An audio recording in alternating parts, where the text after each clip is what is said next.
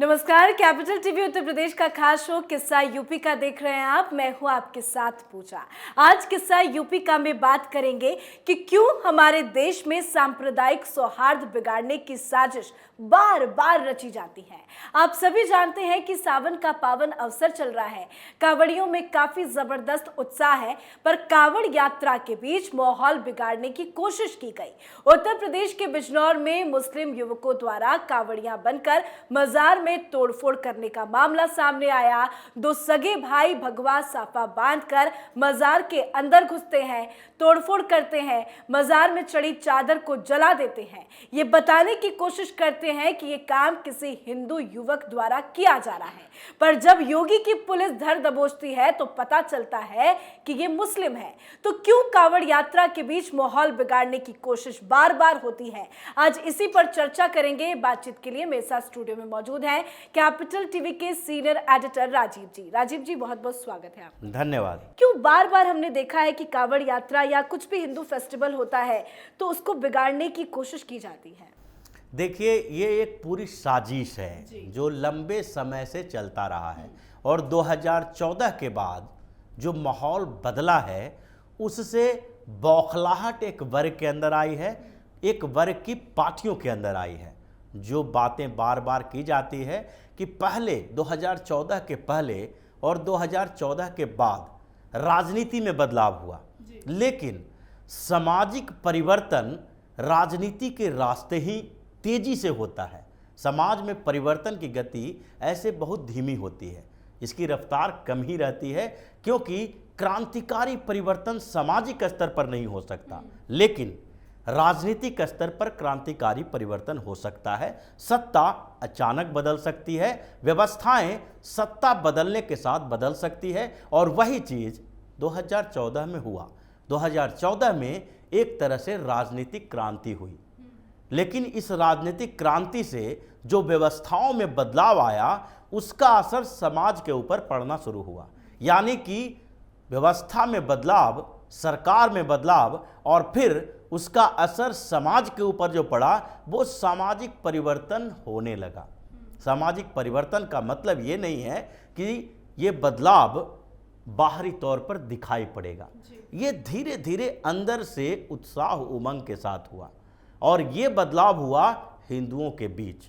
हिंदुओं के अंदर एक ताकत आई, क्योंकि पिछले 50-60 सालों से हिंदुओं को यहाँ पर दबाया जाता रहा, और ऐसे दबाया जाता रहा जिस तरीके से एक तरह से समझ लें कि अगर किसी को जहर दिया जा रहा है और उसे अनुभव नहीं हो रहा है कि उसे जहर दिया जा रहा है, वो स्वीट पॉइजन कहते हैं, वो धीरे धीरे मारने की कोशिश करना। तो पिछले 50-60 सालों से जो सेकुलरिज्म, पंथ निरपेक्षता, धर्म निरपेक्षता का सारा बोझ हिंदुओं के कंधों के ऊपर दे दिया गया। मतलब सेकुलरिज्म का मतलब ये हो गया कि अगर आप अल्पसंख्यकों को, मुसलमानों को खुश रखते हैं तभी आप सही हिंदू हैं, और पूरा हिंदू समाज जो बहुसंख्यक है यहाँ का, इसी होड़ में जुट गया कि किसी भी तरह से उनके किसी फैसले से किसी मुसलमान को ठेस न पहुँचे, उनके फैसलों से, उनके किसी काम से मुसलमानों की परेशानी न बढ़ जाए। और ये नहीं देखा गया कि मुसलमानों की परेशानी उसके अंदर है, लेकिन फिर भी उसके अंदर की परेशानियों को भी हम लोगों ने अपने ऊपर ओढ़ लिया। और यही स्थिति रही कि जब हिंदू पर्व त्यौहार होते हैं तो सबसे पहले हमारे मन में, हिंदुओं के मन में यही विचार होती है कि जिस मोहल्ले से हम जा रहे हैं, जहाँ से जा रहे हैं, वहाँ किसी मुसलमान को इससे परेशानी न हो जाए। और ये 50-60 सालों तक होता रहा, क्योंकि कांग्रेस की सरकार रही, एडमिनिस्ट्रेशन भी इसी तरीके से काम करता रहा। कहीं भी कुछ परेशानियां हुई तो हिंदुओं को दबाया गया, उन्हें गिरफ्तार किया गया, और नैतिकता का बोध जो कराया गया वो भी हिंदुओं को कराया गया। बताया जाता रहा कि आप इस देश के बहुसंख्यक समुदाय के हैं, आपके ऊपर जिम्मेदारी है कि उन लोगों को कोई भी परेशानी ना हो। अगर वो लोग भी परेशानी जनरेट करें तो भी आप उनके साथ चलें, उन्हें माफ़ कर दें। ये हमारा देश जो है 1947 के बाद गांधीयन फिलॉसफी पर चल रहा था। और जो महात्मा गांधी बार बार ये कहा करते थे कि अगर कोई तुम्हें थप्पड़ मारे तो दूसरा गाल भी सामने कर दो, यही स्थिति यहाँ पर हिंदुओं के लिए कर दी गई कि अगर मुस्लिम आपके ऊपर कुछ कर रहे हैं, हमला कर रहे हैं, परेशानी पैदा कर रहे हैं, तो भी आप समझो कि उस परेशानी का कारण हिंदुओं के अंदर ही है। तो इसलिए जितने तरह के हिंदू पर्व त्यौहार हुए उसमें शांतिपूर्ण सद्भावनापूर्ण मनाए जाने की बात की जाती रही, लेकिन कहीं न कहीं पर्व त्यौहार जो होता है वो हमेशा एक प्रदर्शन होता है, ये डेमोन्स्ट्रेशन कहा जाता है। ये धार्मिक प्रदर्शन जो होता है वो धर्म को स्थापित करने का एक साधन है कि हमारे देश में अगर हम कमरे में बैठकर पूजा करते रहें, सब लोग अपने कमरे में प्रदर्शन करते रहें धर्म का, तो फिर बाह्य स्तर पर कैसे पता चलेगा, बाहरी स्तर पर, कि आपका धर्म कितना मजबूत है, कितना कमज़ोर है। ये तभी हो सकता है जबकि दुनिया के सारे धर्म अपना प्रदर्शन बंद कर दें, वो सब अपने घर के अंदर ही धार्मिक जो क्रियाकलाप हैं वो करें, उसके बाहर वो बिल्कुल व्यक्ति के तौर पर, सामान्य आदमी के तौर पर रहें। लेकिन ऐसा हुआ नहीं, हिंदुओं के अलावा दूसरे लोग अपना प्रदर्शन करते रहे, और जिसमें सबसे बड़ी भूमिका जो रही यहाँ के इस्लाम की रही, मुसलमानों की रही। वो लोग मुहर्रम भी उतने ही मजबूती से मनाएंगे, ईद और बकरीद भी उतनी ही मजबूती से मनाएंगे, और उस समय कोशिश करेंगे ये पूरा मीडिया से लेके हर जगह पर एडवर्टीजमेंट इंडस्ट्री, आज भी ऐसी स्थिति है, और से लेके सरकार और प्रशासन तक जो नैतिकता का पाठ पढ़ाएगी वो हिंदुओं को पढ़ाएगी। लेकिन वही बात है, ये क्रांतिकारी परिवर्तन 2014 में आया और राजनीति के माध्यम से समाज में परिवर्तन की शुरुआत हुई। लोगों के मन में ये भावनाएं जागृत हुई कि हमें भी अब आगे बढ़ना पड़ेगा, हमें भी दिखाना पड़ेगा। और उत्तर प्रदेश में, जहाँ पर पश्चिमी उत्तर प्रदेश के क्षेत्रों को ज़्यादातर देखें, जहाँ पर कांवड़ यात्रा का सबसे ज़्यादा प्रभाव रहता है, हरिद्वार से होते हुए पश्चिम उत्तर प्रदेश में कांवड़ यात्रा ज़्यादा होती है पूर्वांचल के अपेक्षा। तो ऐसी स्थिति में यहाँ पर पश्चिम उत्तर प्रदेश में हिंदू और मुसलमान का पॉपुलेशन देखेंगे तो वो भी एक टक्कर के हैं। यहाँ पर मुसलमानों की स्थिति थोड़ी ज़्यादा मजबूत रही है। तो कांवड़ यात्रा के प्रदर्शन से इन लोगों के अंदर बौखलाहट होने लगी कि 1 महीना तक लगातार ये लोग अपने धर्म का प्रदर्शन करते हैं, और इसका असर इन लोगों पर होने लगा है।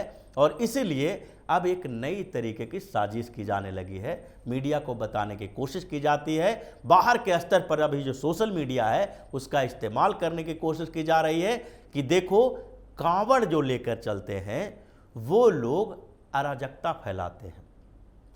पहले तो सड़कों पर बदनाम करने की कोशिश की गई, किसी से छोटी मोटी गलती हो गई या भीड़ में जाते हुए किसी से कुछ और घटनाएं घट गई, सड़क जाम हो गया, ट्रैफिक जाम हो गया, तो ऐसी स्थिति में भी बदनाम करने की कोशिश की जाएगी कि कांवड़ यात्रा गलत है, इसका उद्देश्य ही गलत है, इसमें हुड़दंग मचाया जाता है। जबकि ये बातें दूसरे धर्म को लेकर नहीं कही जाएगी।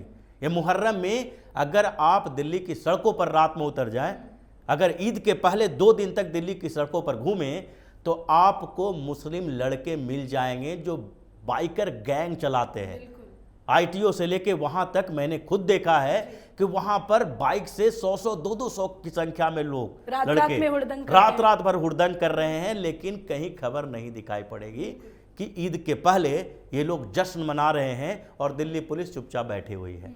तो ऐसी स्थितियां रही है और इसी का परिणाम अभी सामने दिखाई पड़ रहा है। तो बिजनौर उसी का एक उदाहरण है, आपने बहुत अच्छे से समझाया। लेकिन ये जिहादी लोग हैं कौन, चाहते क्या हैं ये लोग? ये चाहते हैं शरिया कानून, ये चाहते हैं अपने धर्म का बेहतर तरीके से प्रदर्शन, ये चाहते हैं कि अगर जैसे ही हिंदू जागेगा, हिंदू मजबूत होगा, तो हिंदुस्तान में इस्लाम कमज़ोर होगा। और इस्लाम कमज़ोर होने का मतलब है कि राजनीति से लेकर सामाजिक स्तर पर इनकी स्थिति दोहरी हो जाएगी, यानी कि सेकेंड सिटीजन हो जाएंगे ये। और ये हैं वास्तविकता में, लेकिन चूंकि हिंदू सुषुप्तावस्था में है, सोया हुआ है, तो ऐसी स्थिति में ये ऊपर उठ के तांडव मचाने लगे हैं। तो स्थितियां साफ है कि कांवड़ यात्रा को बदनाम करने की ये कोशिश है, और ये सिर्फ और सिर्फ मुसलमानों के द्वारा नहीं है, ये उन हिंदू पार्टियों, जो हिंदू का मतलब तथाकथित हिंदू पार्टियां हैं, जिनके नेता हिंदू हैं दिखाने के लिए, नाम के लिए, पहचान के लिए, लेकिन वास्तव में वो मुस्लिमों के ही समर्थक हैं, जो अपने आप को सेकुलर पार्टी कहते हैं।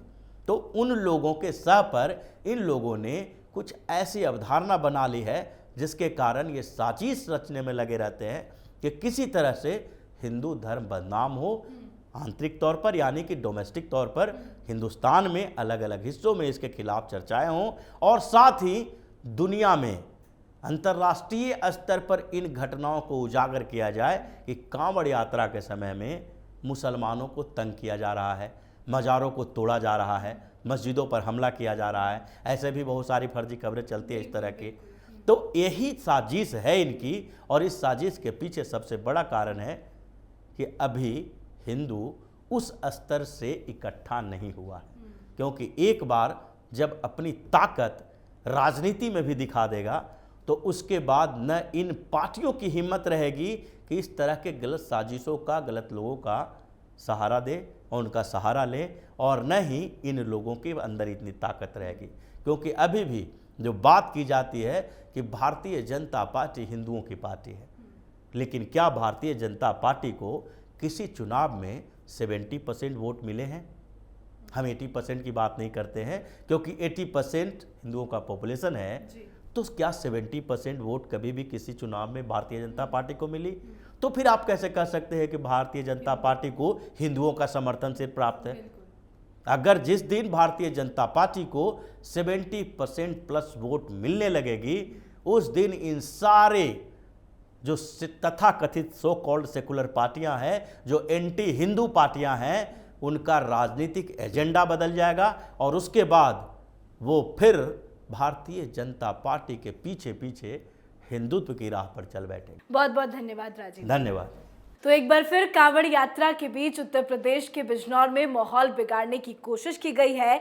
दोनों युवकों का नाम कामिल और आदिल बताया जा रहा है, जिसे पुलिस ने गिरफ्तार कर लिया। पुलिस का दावा है कि फौरन कार्रवाई नहीं होती तो बड़ा बवाल हो सकता था। सावन का महीना चल रहा है, इसीलिए ये सवाल लाजमी है कि क्या भगवा साफा पहनकर रची गई साजिश सामाजिक माहौल को बिगाड़ने की कोशिश थी? इस सवाल पर आप अपनी राय जरूर रखें। आज के हमारे शो किस्सा यूपी का में फिलहाल इतना ही। कल एक बार फिर से एक नए किस्से के साथ हाजिर होंगे। तब तक देखते रहिए कैपिटल टीवी उत्तर प्रदेश। नमस्कार।